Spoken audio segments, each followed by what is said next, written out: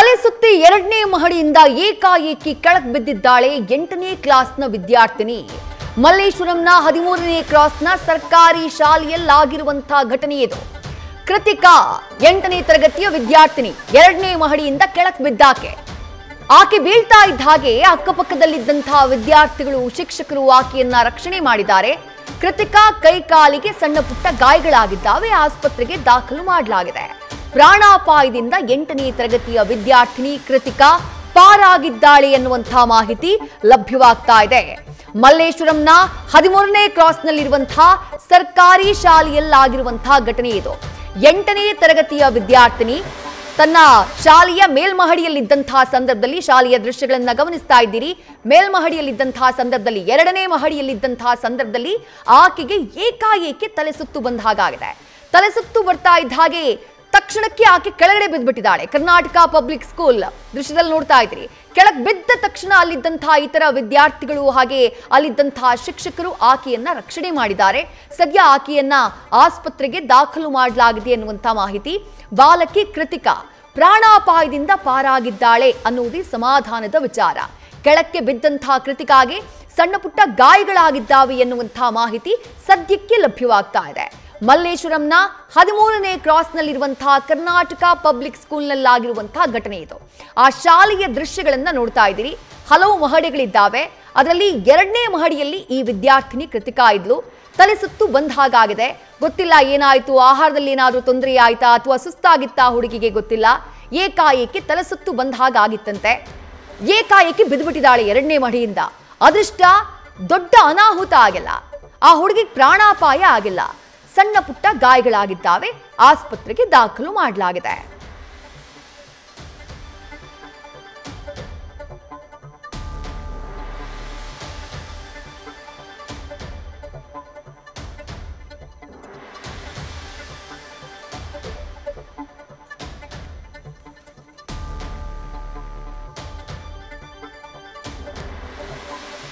Details ನಮ್ಮ ಪ್ರತಿನಿಧಿ ಚಂದ್ರಶೇಖರ್ ನೀಡ್ತಾ ಹೋಗ್ತಾರೆ. ಚಂದ್ರಶೇಖರ್, ನಿಜಕ್ಕೂ ಶಾಕಿಂಗ್ ಇನ್ಸಿಡೆಂಟ್. ಸದ್ಯಕ್ಕೆ ಆ ಬಾಲಕಿಯ ಕಂಡೀಷನ್ ಹೇಗಿದೆ, ಜೊತೆಗೆ ಘಟನೆ ಹೇಗೆ ಸಂಭವಿಸಿತು, ಶಾಲೆಯ ಶಿಕ್ಷಕರು ಏನ್ ಹೇಳ್ತಿದ್ದಾರೆ? ಚಂದ್ರಶೇಖರ್, ಇದೇ ಏನು ಕರ್ನಾಟಕ ಪಬ್ಲಿಕ್ ಸರ್ಕಾರಿ ಶಾಲೆ ಆಗಿರುವಂತಹದ್ದು ಮಲ್ಲೇಶ್ವರಂನ 13th ಕ್ರಾಸ್ ನಲ್ಲಿ ಇರುವಂತಹದ್ದು. ನಾನೀಗ ಸದ್ಯಕ್ಕೆ ಶಾಲೆಯ ಬಳಿ ಇರುವಂತಹದ್ದು. ಅಂದ್ರೆ ಆ ಬಾಲಕಿ ಏನಿದ್ದಾಳೆ, ಆ ಬಾಲಕಿ 10ನೇ ತರಗತಿಯಲ್ಲಿ ವ್ಯಾಸಂಗ ಮಾಡ್ತಾ ಇರ್ತಾಳೆ ಕೃತಿಕಾ. 2ನೇ ಫ್ಲೋರ್ ಅಲ್ಲಿ ಆಕೆಯ ಒಂದು ಕ್ಲಾಸ್ ರೂಮ್ ಇರುತ್ತೆ. 2ನೇ ಫ್ಲೋರ್ ಅಲ್ಲಿ ಆಕೆಯ ಒಂದು ಕ್ಲಾಸ್ ರೂಮ್ ಇರುತ್ತೆ. ಕ್ಲಾಸ್ ರೂಮ್ ನಿಂದ ಕೆಳಗಡೆ ಬರ್ಲಿಕ್ಕೆ ಎಲ್ಲರಿಗೂ ಕೂಡ ಸ್ಟೂಡೆಂಟ್ಸ್ಗೆ ಒಂದು ಇನ್ಸ್ಟ್ರಕ್ಷನ್ ಇರುತ್ತೆ. ಕೆಳಗಡೆ ಬಂದು ಇಲ್ಲಿ ಗ್ರೂಪ್ ಸ್ಟಡೀಸ್ ಮಾಡಬೇಕು ಅನ್ನುವಂತ ಇನ್ಸ್ಟ್ರಕ್ಷನ್ ಇರುತ್ತೆ. ಬೆಳಗ್ಗೆ ಒಂದು 10:30 ಒಂದು ಸಂದರ್ಭದಲ್ಲಿ ಒಂದು ಘಟನೆ ನಡೆದಿರುವಂತಹದ್ದು. ಈ ಒಂದು ಸಂದರ್ಭದಲ್ಲಿ ಎಲ್ಲರೂ ಕೂಡ ಹೊರಗಡೆ ಬಂದಾಗ ಮೇಲಿಂದ ಕೆಳಗಡೆ ಇಣುಕಿ ನೋಡುವಂತಹ ಸಂದರ್ಭದಲ್ಲಿ ತಲೆ ಸುತ್ತಿ ಕೆಳಗಡೆ ಬಿದ್ದಿರುವಂತಹ ಒಂದು ಸಾಧ್ಯತೆ ಇದೆ ಅನ್ನುವಂತಹದ್ದು ಇಲ್ಲಿನ ಶಿಕ್ಷಕರು ಹೇಳಿರುವಂತಹ ಮಾತು. ಅಂದ್ರೆ ಕ್ಲಾಸ್ ರೂಮ್ ಒಳಗಡೆ CCTV ಇದೆ, ಆದ್ರೆ ಕ್ಲಾಸ್ ರೂಮ್ ಹೊರಗಡೆ ಏನು ಕಾರಿಡಾರ್ ಇದೆ ಅಲ್ಲಿ CCTV ಇಲ್ಲ. ಹಾಗಾಗಿ ಸ್ಪಷ್ಟವಾಗಿ ಗೊತ್ತಾಗ್ತಾ ಇಲ್ಲ ಆಕೆ ಬಿದ್ದಿದ್ದಾಳ ಅಥವಾ ತಲೆ ತಿರುಗಿ ಏನಾದರೂ ಬಿದ್ದಿದ್ದಾಳ ಅನ್ನುವಂಥದ್ದು. ಮೇಲ್ನೋಟಕ್ಕೆ ಇಲ್ಲಿ ನಾವು ನೋಡೋದಾದ್ರೆ ದೃಶ್ಯಾವಳಿಗಳಲ್ಲಿ ನಾವು ನೋಡ್ತಾ ಹೋಗ್ಬೋದು. ಕಾರಿಡಾರ್ ಸುತ್ತ ಏನು ಒಂದು ವಾಲ್ ಇದೆ, ಆ ವಾಲ್ನ ಮೇಲೆ ಒಂದು ಬ್ಯಾರಿಕೇಡ್ ರೀತಿಯಾಗಿ ಕಂಬಿಗಳನ್ನು ಕೂಡ ಹಾಕಿದ್ದಾರೆ. ಹಾಗಾಗಿ ಎಲ್ಲೋ ಒಂದ್ ಕಡೆ ಆಕೆ ಅಂದ್ರೆ ತಲೆ ಸುತ್ತಿ ಬೀಳುವಂತಹ ಒಂದು ಚಾನ್ಸಸ್ ತುಂಬಾ ಕಡಿಮೆ ಅಂತಾನೆ ಹೇಳ್ಬೋದು. ಯಾಕೆಂತಂದ್ರೆ ಯಾರಾದ್ರೂ ನೂಕು ನುಗ್ಗಾಟ ಅಥವಾ ಒಂದೇ ಸಮ ಹೊರಗಡೆಯಿಂದ ಏನು ಕ್ಲಾಸ್ ರೂಮ್ ಇಂದ ಹೊರಗಡೆ ಬಂದಾಗ ಹುಡುಗರೆಲ್ಲ ನೂಕು ನುಗ್ಗಾಟಕ್ಕೆ ಏನಾದ್ರೂ ಕೆಳಗಡೆ ಬಿದ್ದಿದ್ದಾರಾ ಅಥವಾ ಆಕೆಯೇ ಬಿದ್ದಿದ್ದಾರಾ ಅನ್ನುವಂತಹದ್ದು ತನಿಖೆಯಿಂದ ಅಷ್ಟೇ ಗೊತ್ತಾಗಬೇಕಾಗಿದೆ ಅಥವಾ ಬಾಲಕಿ ಅಷ್ಟೇ ಹೇಳಬೇಕಾಗಿದೆ. ಈಗ ಸದ್ಯಕ್ಕೆ ಬಾಲಕಿ ಕೂಡ ಹೇಳಿರುವಂತಹದ್ದು ಪೋಷಕರ ಜೊತೆಯಲ್ಲಿ ಈಗಾಗಲೇ ಬಾಲಕಿಯ ಸ್ಥಿತಿ ಚೆನ್ನಾಗಿದೆ, ಮತ್ತೆ ಆಕೆಗೆ ಸಣ್ಣ ಪುಟ್ಟ ಗಾಯಗಳು ಮಾತ್ರ ಆಗಿದೆ ಅಂತ ಹೇಳಿ ಪೋಷಕರು ತಿಳಿಸ್ತಾ ಇರುವಂತಹ ಮಾಹಿತಿ. ಹೀಗಾಗಿ ಆಕೆಯು ಕೂಡ ಮಾತಾಡ್ತಾ ಇದ್ದಾರೆ. ಪೋಷಕರಿಗೆ ತಿಳಿಸಿರುವಂತಹ ಮಾಹಿತಿ ಪ್ರಕಾರ ಕ್ಲಾಸ್ ರೂಮ್ ಇಂದ ಹೊರಗಡೆ ಬರ್ತಿದ್ದಂಗೆ ಕೆಳಗಡೆ ಇಣುಕಿ ನೋಡ್ಲಿಕ್ಕೆ ಪ್ರಯತ್ನ ಪಟ್ಟೆ. ನೋಡ್ತಿದ್ದ ವೇಳೆಯಲ್ಲಿ ನನಗೆ ತಲೆ ಸುತ್ತು ಬಂತು, ಹಾಗಾಗಿ ನಾನು ಕೆಳಗಡೆ ಬಿದ್ದೆ ಅನ್ನುವಂತಹ ಮಾಹಿತಿಯನ್ನ ಬಾಲಕಿಯೇ ಪೋಷಕರ ಬಳಿ ಹೇಳಿದ್ದಾಳೆ ಅನ್ನುವಂತಹ ಮಾಹಿತಿಯನ್ನ ಸದ್ಯಕ್ಕೆ ಪೋಷಕರು ಹೇಳಿರುವಂತಹದ್ದು. ಇನ್ನು ಇದೇ ಸ್ಥಳದಲ್ಲಿ ನಾನೇನು ಈಗ ದೃಶ್ಯಾವಳಿಗಳಲ್ಲಿ ತೋರಿಸ್ತಾ ಹೋಗಿದ್ದೀನಿ, ಇದೇ ಸ್ಥಳದಲ್ಲಿ ಆ ಒಂದು ಬಾಲಕಿ ಕೆಳಗಡೆ ಬಿದ್ದಿರುವಂತಹದ್ದು. ಏನು ಬಿದ್ದಂತ ತಕ್ಷಣದಲ್ಲೇ ಆಕೆಗೆ ತಲೆಗೆ ಮತ್ತೆ ಕೈ ಕಾಲುಗಳಿಗೆ ಪೆಟ್ಟಾಗತ್ತೆ. ಈ ಒಂದು ಪ್ರದೇಶದಲ್ಲಿ ಬ್ಲಡ್ ಕೂಡ ಬಿದ್ದಿರುತ್ತೆ. ಆದ್ರೆ ಈಗಾಗಲೇ ಸದ್ಯಕ್ಕೆ ಕ್ಲೀನ್ ಮಾಡಿರುವಂತಹದ್ದು. ಬೆಳಗ್ಗೆ 10:30 ಸಂದರ್ಭದಲ್ಲಿ ಒಂದು ಘಟನೆ ನಡೆದಿರುವಂತಹದ್ದು. ಆದ್ರೆ ಈಗ ಸದ್ಯಕ್ಕೆ ಬಾಲಕಿ ಚೆನ್ನಾಗಿದ್ದಾಳೆ. ಆದ್ರೆ ಇಂಟರ್ನಲ್ ಬ್ಲೀಡಿಂಗ್ ಏನಾದ್ರೂ ಆಗಿರ್ಬೋದಾ ಅನ್ನುವಂತಹ ಹಿನ್ನೆಲೆಯಲ್ಲಿ ಆಕೆಗೆ ICU ನಲ್ಲಿ ಇಟ್ಟು ಚಿಕಿತ್ಸೆಯನ್ನ ನೀಡಲಾಗ್ತಾ ಇದೆ ಅನ್ನುವಂತಹ ಮಾಹಿತಿಯನ್ನ ಪ್ರಾಂಶುಪಾಲರು ನೀಡಿರುವಂತಹದ್ದು. ವಿದ್ಯಾ, ಚಂದ್ರಶೇಖರ್, ನೀವೀಗ ದೃಶ್ಯದಲ್ಲಿ ತೋರಿಸಿದ್ರಿ ಆ ಮೇಲ್ಗಡೆ ಆ ರೇಲಿಂಗ್ ಏನಿದೆ ಅದು ಎತ್ತರಕ್ಕಿದೆಯಾ ಅಥವಾ ಸ್ವಲ್ಪ ಸೈಜ್ ಚಿಕ್ಕದಾಗಿದೆ? ನೀವು ಸ್ಥಳದಲ್ಲೇ ಇದ್ದೀರಲ್ಲ, ಆಕೆಯೇ ಬಂದು ಬಿದ್ದಿರುವಂತಹ ಚಾನ್ಸಸ್ ಇದೆಯಾ ಅಥವಾ ಬೇರೆನಾದ್ರೂ ನೀವು ಊಹೆ ಮಾಡಿದ್ರಿ ಬೇರೆನಾದ್ರೂ ಅವಘಡ ಆಗಿರಬಹುದು ಅಂತ ಹೇಳಿ, ಅದಾಗಿರುವಂತಹ ಚಾನ್ಸಸ್ ಎಷ್ಟರ ಮಟ್ಟಿಗಿದೆ ಅಂತ ಹೇಳಿ ಚಂದ್ರಶೇಖರ್?